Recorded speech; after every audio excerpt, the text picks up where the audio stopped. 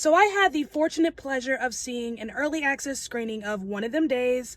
Let's talk about it.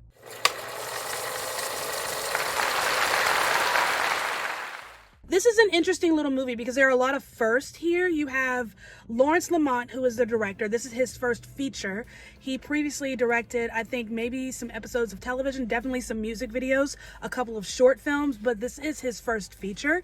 You have the screenwriter, I don't remember her name, but this is her first feature screenplay, her first full-length feature screenplay, her debut. And then you have SZA, who stars alongside Keke Palmer. This is SZA's first film role. So this is a genre that used to be like the thing, but you don't really see it too much anymore. The buddy comedy. What is a buddy comedy? The buddy comedy is when you have, friends, usually two or more, who are, close-knit, bonded. They're usually opposites, different personalities, and they're going through some sort of situation, some sort of adventure together. Usually you have your buddy comedy films, buddy action films. It's usually those two genres, but this is a buddy comedy film, a female buddy comedy film. One of the things I love about buddy comedies is the emphasis on the setting and how important the setting is to the overall story.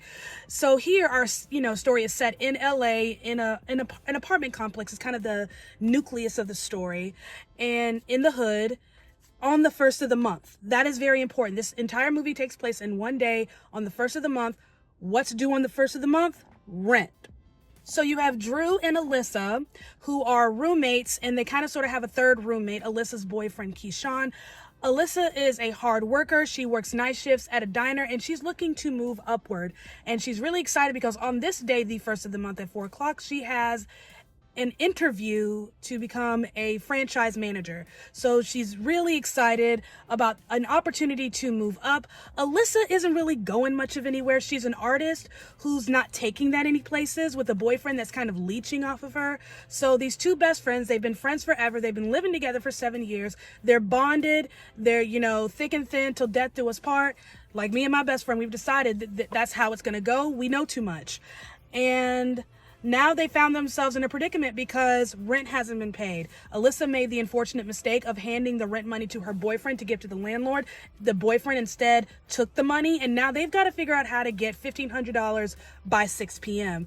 All the while, Drew has to make it to her job interview. Your classic buddy comedy is centered around a mission. Think The Hangover. What was the mission in The Hangover? We have to find Doug. Where's Doug?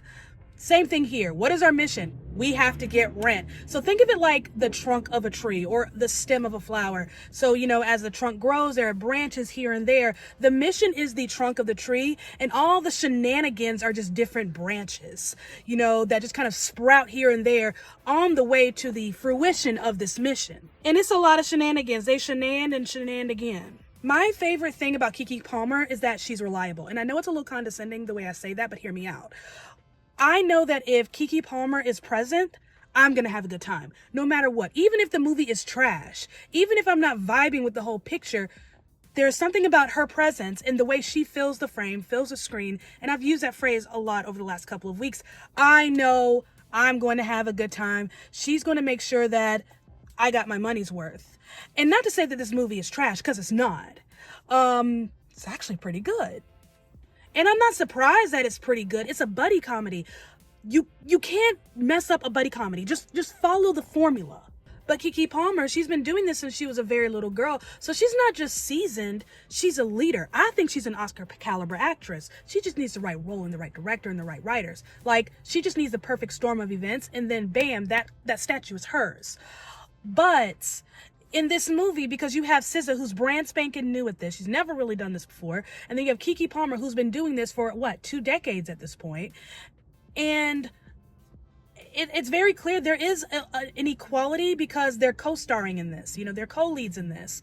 But it's not so much that Keke is carrying the role or the movie. She's leading it.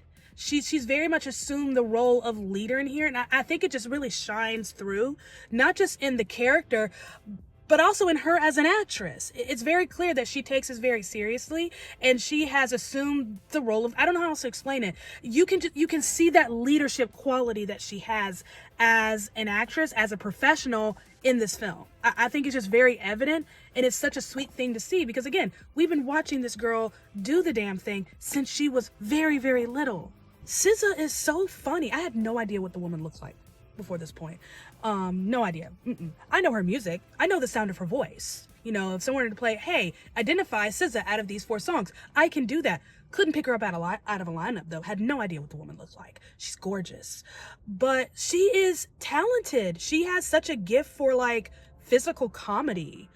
I think you have Keke, who is just has this verbal kind of comedy, this natural ease at being funny, and then you have SZA, whose comedy is very physical and, you know, confrontational. I thought that was just an interesting little mix. The chemistry between them was just great. I do feel like I have to forewarn people that they do play Glorilla in this movie, and it took every ounce of strength in me to not get ratchet and start singing about how it's 7 p.m. Friday and it's 99 degrees. If I had to rate this movie, I'd say solid 7 out of 10. The 2 biggest weakest links for me were the beginning, right before the story really gets started. It felt like they were just kind of having to go through it. It's like he had all the meat ready for the story itself, but he couldn't quite figure out how to transition that beginning into that meat, if that makes sense. And the writing was just a little off for me, but thank goodness the talent is better than the writing. That doesn't always happen. Sometimes you'll have, you know, actors failing or falling at the expense of bad writing. But again, Keke Palmer is leading this, and you can tell she's leading this. But other than those 2 things, I haven't laughed that hard. I think Anora was the last movie that made me laugh that hard. I actually like scream laughed at one point. This thing is so funny. It's so funny. This movie is a breath of fresh air for a number of reasons. Number one, just the return of the female buddy comedy. I'm trying to think of all the movies that I saw last year. Like, how many quality female buddy comedies did we have? Babes, maybe. That was a nice little female buddy comedy, if you will, kind of, sort of. But, you know, where we have 2 women who are in the same situation trying to get through it in spite of their own differences. Like, we haven't had that in a minute. So it was nice to have it. I feel like we're finally getting quality films for women back, if that makes sense. And this is also a breath of fresh air in terms of just mainstream Black films. I feel like Black films, mainstream ones, they're either pushing trauma or they're pushing ignorance. But we're kind of going back to the way Black films were, I'd say, in like the mid 90s going into early 2000s, where it wasn't so much that we were pushing ignorance, but we were entertaining it. We were making fun of it. We were laughing at it.